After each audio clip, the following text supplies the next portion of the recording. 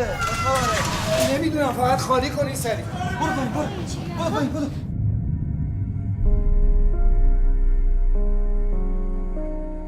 من و خانمم که از اینجا اسباب کشی کردیم رفتیم توی خونه‌ای که باحال اینجا. از که شانس آوردیم بالاخره. ببین سر راه از سوپرمارکت های باز بود یه چیز برای صبحونه بگی، هیچی نداریم تو. قربونت برم.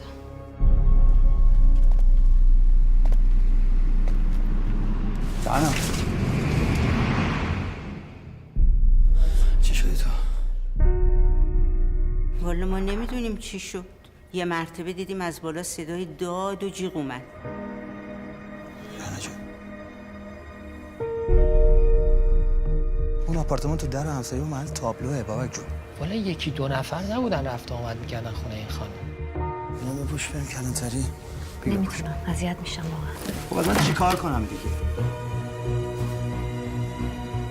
من یه رو باید پیداش کنم. شما صاحب این ماشین هیچ وقت اینجا دیدین؟ یک کلمه نمیگه اونجا چی؟ تو چرا همچی میکنی امشب؟ داری انتقام میگیری ازش. خودم میدونم دارم چیکار میکنم.